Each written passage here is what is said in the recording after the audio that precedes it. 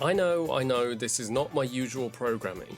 There's no mukbangs, no gaslit weigh-ins, no lymphedema laments or reheated torrid halls. Today, I'm discussing art. And not just any art, the shimmering gods of pop, the Swedish angels who gave the world melody, melancholy and platform boots. ABBA. It's pretty simple. This is just my top 20 ABBA songs, a list that's taken years, decades to crystallise. Choosing just 20 was a process more agonising than watching anything Anne Boleyn Reid has ever done. Some of these picks may feel inevitable, others may enrage. You may weep, you may scream, you may clutch your Arrival vinyl and scream, "Where's Dum Dum Diddle?" But I have chosen with conviction. I'm starting inevitably with one of the obvious ones. Mamma Mia. It's everywhere. It's been murdered by karaoke machines and cinematic films starring Pierce Brosnan's vocal cords. And yet, it endures. It's like a gateway drug, the glitter-drenched siren call that pulls you into the ABBA-verse before you even know what's happening. It's pop perfection masquerading as simplicity. The keyboard hook is iconic. The vocals are infectious. It's a woman spiraling into toxic romance relapse and somehow we're dancing about it. It's the anthem of bad decisions wrapped in one of the most efficient pop structures ever created. A lesser group would have made it cloying, but ABBA made it immortal. It might be a predictable choice, but so is Gravity. Some things simply belong. My number 19 is Angel Eyes. It's a track so melodically joyful it almost distracts from the fact that it is, at its core, a bitter little post-mortem on male duplicity. It's delightful. He had those angel eyes, and he used them for evil. It's so camp. It's one part glitter and one part venom. A disco exorcism for the fool who mistook softness for stupidity. The harmonies are pristine, and the warning is clear. Watch out for those angel eyes. The kind that make you forget who you were until you're crying in the mirror to a backing track of hand claps and spite. It's deceptively sweet and utterly merciless. It's a glittery dagger in the chest, and it's earned its place on my list. Before you gather the pitchforks, understand that I know what I've done, and I do not care, because my number 18 is King Kong Song. I'm really doing this. I am opening the trapdoor to ABBA's chaotic gremlin era, and I'm standing in it proudly. This is rock lunacy sprayed with testosterone. It's clunky, and it's ridiculous, and it's everything. It's like ABBA if they'd been possessed by the ghost of a drunk Elvis impersonator at a bowling alley talent night. And yet, it does work for me. That driving, deranged rhythm, the shrieking vocals. The absurdity of glam rock meeting ape-based storytelling. I respect the audacity. It does sound like it was written in 10 minutes while someone yelled louder from the next room, and I do mean that as a compliment. I'll confess, at one point this song was even higher on my list, but I feared the backlash. But I refused to exile it entirely. King Kong Song is chaos, swagger, and unapologetic nonsense. It's deranged, but I love it. At number 17, it's the anthem for every overworked, underpaid glam villain who dreams of throttling capitalism. Money, money, money. She's a tired woman, she's working herself to the bone, and she's had it. It's not just a song, it's like a cry for financial vengeance. It's melodrama in sequins marched down a dimly lit cabaret hallway in a minor key. It's theatrical, it's brooding, it's bitter, and it's obvious. This track has been overplayed, misused, and memed into oblivion. But people act like just because it's popular, it's basic. No. This is gothic capitalism cabaret. It belongs here. My number 16 is As Good As New. This is the sound of a woman galloping back into love like she's just escaped from a glitter-coated mental institution. I adore it. She thought she was done, she was ready to walk, and then, surprise, he's not garbage after all. She loves him more than ever, and now she's screaming about it. It's also unexpectedly touching. Buried beneath the deranged tempo is a very simple truth. Sometimes love survives the storm. And sometimes ABBA decides to make that moment sound like a sugar rush during a thunderstorm. Number 15 is a fever dream of barely restrained lust. I am, of course, speaking of Kisses of Fire. This is ABBA at their most seductive and unhinged. The opening is hushed like an invitation, and then the song just erupts with no mercy. It's just pop ecstasy barreling through your bloodstream like it's late for something. She's not just in love, she is possessed. She is staggering around like she's about to spontaneously combust. It's hypersexual without being vulgar, dramatic without being parody. It's lust turned operatic. It's not subtle in any way, and I wouldn't change a second of it.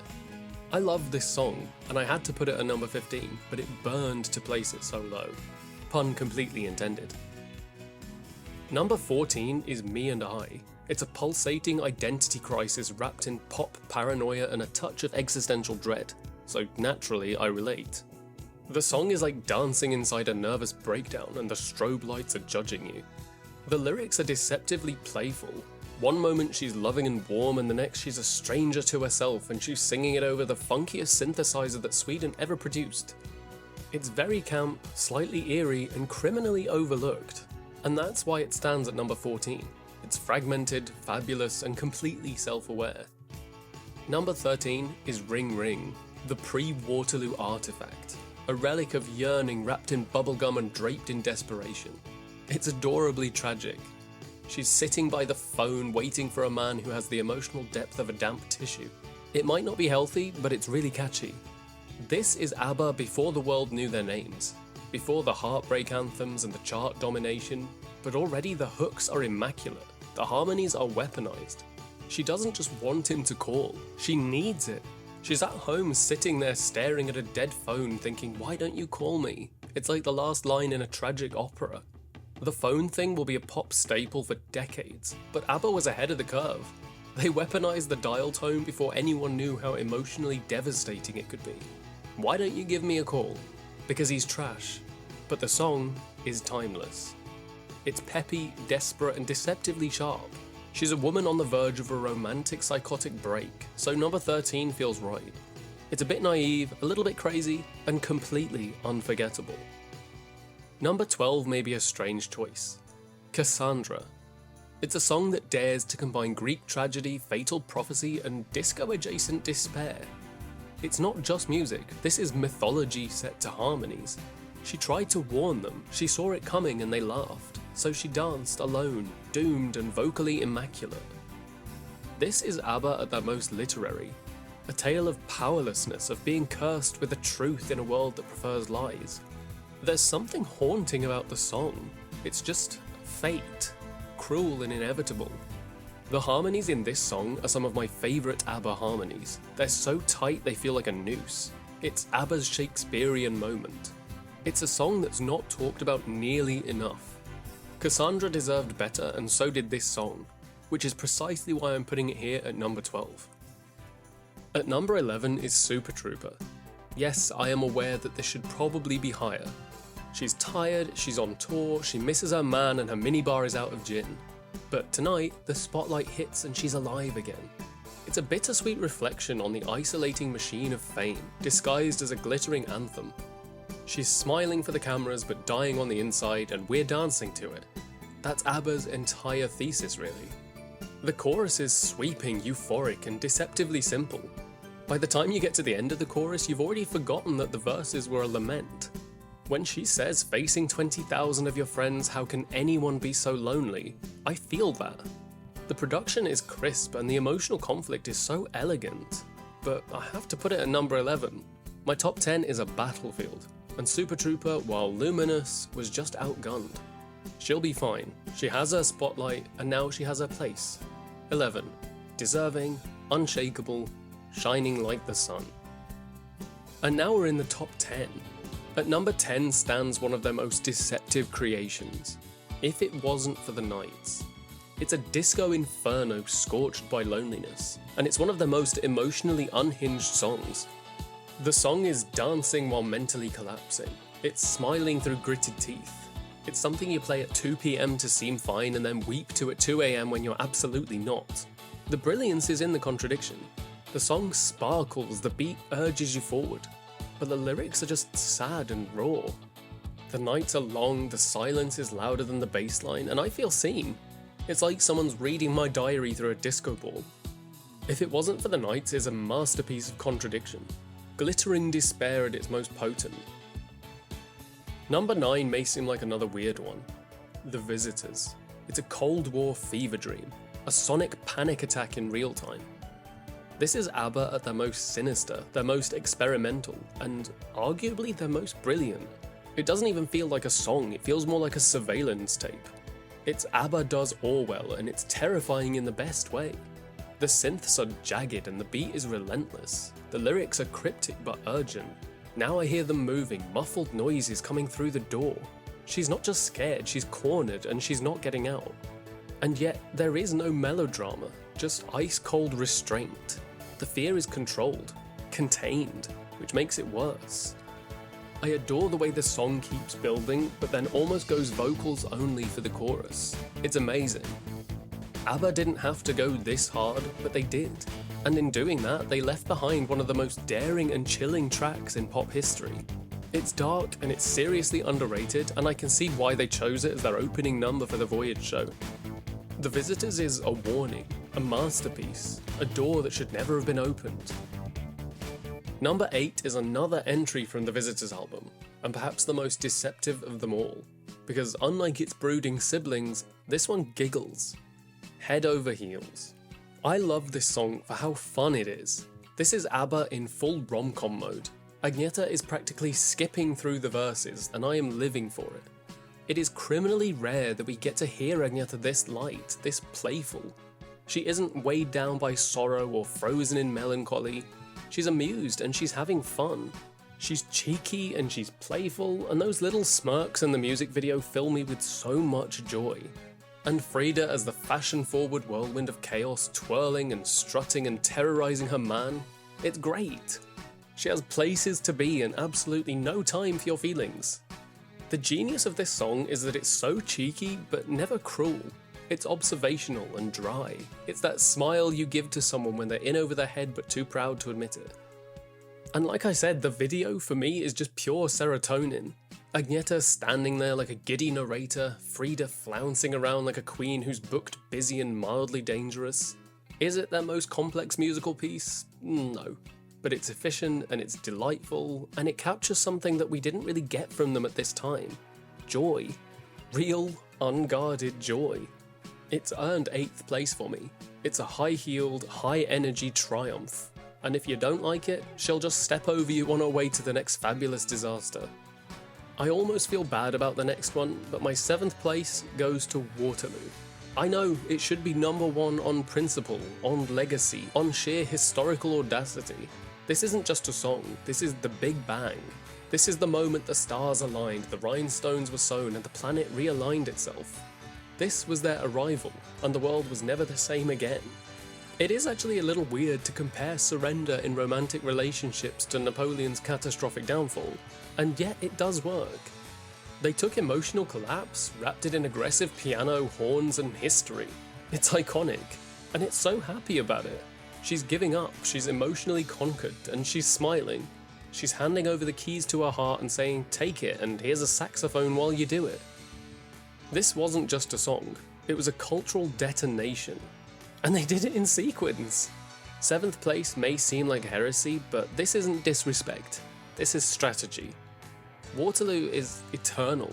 It doesn't need to be number 1, because in truth, it already won, long ago, on a tiny stage, and the world never recovered. My number 6 is a strange, shimmering ghost of a track. I Am the City. Mostly forgotten, but absolutely undeniable. At this point, ABBA are no longer girls in glitter or men with guitars. They are the voice of the infrastructure. It's cold, it's sleek, and it's terrifyingly catchy. The synth work is criminally sharp, and the beat is surgical. This isn't 70s ABBA or even 80s ABBA. This is post-ABBA, the sound of 4 people transforming into a digital phantom, one final shimmer before disbanding into myth. This is a weird one because it was recorded after The Visitors, but before they'd really decided they weren't doing another album. They buried the song on a compilation, but here she is. At number 5, I have The Winner Takes It All. Yes, that one. The crown jewel of devastation, the soundtrack to every dignified emotional breakdown ever. It's not just a breakup song, it's emotional annihilation. This is handing someone your heart, your pride, your entire resume of self-worth, only to be told, you lost. and still you sing it beautifully. The performance is perfect. There's no screaming, no rage, just acceptance. It's not just sad, it's humiliating, and that's why it's perfect. Agneta doesn't just sing this song, she bleeds it. Her voice trembles but never breaks. It's like she won't give them the satisfaction of tears. The production is minimal, but it just works. It's devastating. The piano and a woman politely ripping out her own soul. It's just graceful despair. The art of losing in 4 minutes. ABBA made pain sound noble. They gave heartbreak a power ballad. You've lost everything, but at least you sound immaculate. 5th place. Not because it's weak, but because this list is war. And The Winner Takes It All isn't about triumph. It's about the elegant silence after the battlefield clears, when the crown is handed over and someone walks away. At number 4, I have another track from The Visitors. At this point, the album is less a favourite and more a personality trait. My number 4 goes to Under Attack.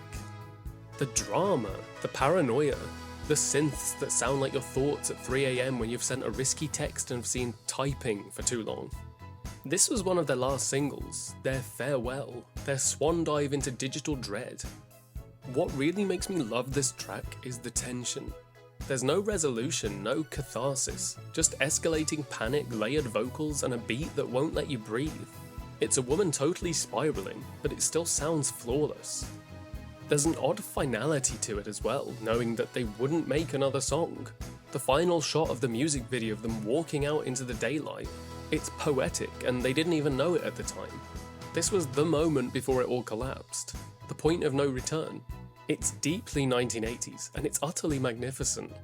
Number 4 goes to Under Attack because it dared to end things with noise, nerves, and no real goodbye. ABBA didn't go out with a bang. They went out paranoid, exhausted, and emotionally cornered, which frankly is a mood. At number 3, it's the one, the only, the inevitable, the song that's everyone's number 1 except mine, Dancing Queen. She's everything. She's 17, timeless, transcendent. She's what every mirrorball dreams of becoming when it grows up. Dancing Queen is ABBA's Mona Lisa. It's their masterpiece. It's a pop song so pure, so aerodynamic that it simply floats. It's just that sweeping, euphoric ache of being alive before you know what life costs. The vocals are angelic, the melody is divine, and the arrangement is perfect. It's not a song you listen to, it's a song that you become. It probably did deserve to be number 1, but to place it at number 3 isn't that bad, because Dancing Queen doesn't need to be number 1, because she already is. Everywhere, forever. The crown is hers. I'm just borrowing it. My runner-up choice may surprise people. The Day Before You Came. It's not just a song, it's a presence, a lingering echo. It's the song from a time just before everything changed. It's droning, it's bare, and it's completely captivating. Agneta doesn't sing so much as recite. It's like a woman watching the CCTV footage of her life and realizing frame by frame how empty it was. Until something happened. The thing is, she never says that she's happier now. She never tells us what changed, or if it was even for the better. We don't meet this person. We just feel the aftershock. The video makes it seem like she's singing about the day she met her lover, but the song is just so chilling. It was one of their final songs together, and instead of going out with a bang, it's just this soft farewell. There's no real bridge, there's no real chorus, there's just routine and repetition. The song haunted me, still does. It lives in my brain and I listen to it probably 2 or 3 times a day. It never soared up the charts and it doesn't top most people's lists, but it has me, entirely. And it was my number 1 for years. Years! Until something happened. When ABBA returned in 2021, the world was still upside down, and many of us were barely holding on. So this song didn't just land, it lifted. When the new music released, I was in a place so low, time had stopped, hope had left the building. And then, Don't Shut Me Down happened. A woman sat on a park bench, rehearsing her return. A disco ball covered in dust started turning again. She's older, wiser, a little scared, but still here. I'm not the one you knew, she says. No, she's not. And neither are we, and that's why it mattered. The song genuinely brought tears to my eyes, not because it hurt, but because it healed something that I didn't even realise was broken. Don't Shut Me Down was real joy when I thought I might never get it again. They came back and the lights came back on. ABBA said, "You're not alone, you're still here." And so Don't Shut Me Down is my number one. Not because it's the biggest or the boldest, but because it came when I needed it the most. It might not have saved the world, but Don't Shut Me Down saved something in me, and that's why it's at the top of my list. But there we have it, 20 songs, countless harmonies, one band that rewired the very structure of pop music and our emotional DNA. Some of these choices were obvious, some were outrageous, and one or two have gotten me excommunicated from 3 ABBA Facebook groups, but I don't regret anything. You don't have to agree with me, this was just a ranking from the gut, from the glitter, from the part of me that still believes that a pop song can change everything, if only for 4 minutes. To those who made it this far, thank you. Feel free to scream in the comments about what I left out. I would love to know what your favourites are, or if we share any of the same ones. Until next time, keep the vinyl turning, keep the spotlight warm, and don't shut me down.